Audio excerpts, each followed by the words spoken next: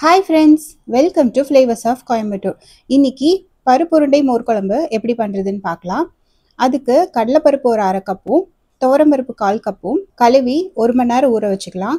1 மணி நேரம் ஊற வச்சுட்டு அதை மிக்சி ஜாரில் மாற்றிட்டு 4 வரமிளகா, 1 ஸ்பூன் சோம்பு, 1/2 ஸ்பூன் ஜீரகம், கொஞ்சம் பெருங்காயத்தூள் எல்லாம் போட்டு தண்ணி சேர்க்காம கொரகொரப்பாக அரைச்சி எடுத்துக்கலாம். தண்ணி வேணும்னா கொஞ்சமாக சேர்த்திக்கலாம்.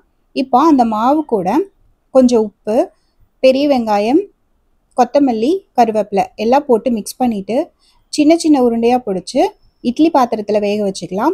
7 to 10 மினிட்ஸ் வெந்தால் போதும். பருப்பு உருண்டை குழம்புக்கு கடலைப்பருப்பு, துவரம்பருப்பு 2 போடணுன்ட்டு இல்லை, கடலைப்பருப்பு மட்டும் கூட போடலாம்.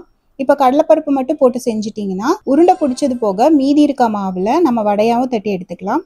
இப்போ அது வேகிற டைமில் மோர் குழம்புக்கு ரெடி பண்ணிக்கலாம். கொஞ்சம் தேங்காய், 1 ஸ்பூன் ஜீரகம், 2 ஸ்பூன் பொட்டுக்கடலை, கொஞ்சம் இஞ்சி, மஞ்சத்தூள், கூடவே கொஞ்சம் கல்லுப்பு ஆட் பண்ணிக்கலாம். எல்லாம் போட்டு ஒரு பேஸ்ட்டாக அரைச்சி எடுத்துக்கிறேன். இந்த டைமில் நம்ம வேக வச்ச பருப்பு உருண்டை ரெடி ஆகிடுச்சு. இப்போ அதை எடுத்துகிட்டு இப்போது மோர் குழம்புக்கு ரெடி பண்ணலாம். 2லேருந்து 3 கப் தயிர் எடுத்துகிட்டு மிக்சி ஜாரில் சேர்த்தி ஒரு பல்ஸ் மட்டும் அரைச்சி எடுத்துக்கலாம். இது கூடவே அரைச்சி வச்சுருந்த மசாலா ஆட் பண்ணிவிட்டு தேவையான அளவுக்கு தண்ணி ஆட் பண்ணிக்கலாம். தண்ணி ஆட் பண்ணிவிட்டு ஸ்டவ் ஆன் பண்ணிவிட்டு நுர கட்டுற வரைக்கும் வைக்கலாம். இது கொதிக்கக்கூடாது. நல்லா நுர கட்டினதுக்கப்புறம் நம்ம வேக வச்சுருந்த பருப்பு உருண்டையை உள்ளே போட்டுக்கலாம். உள்ளே போட்டுட்டு உடனே ஸ்டவ் ஆஃப் பண்ணிடலாம்.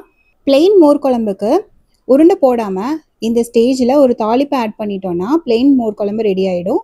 வெஜிடபிள்ஸ் ஆட் பண்ணணுன்னா வெஜிடபிள்ஸை தனியாக தண்ணியில் வேக வச்சு ஆட் பண்ணி மோர் குழம்பு செய்யலாம். இது கூட ஒரு தாளிப்பை ஆட் பண்ணிக்கலாம்.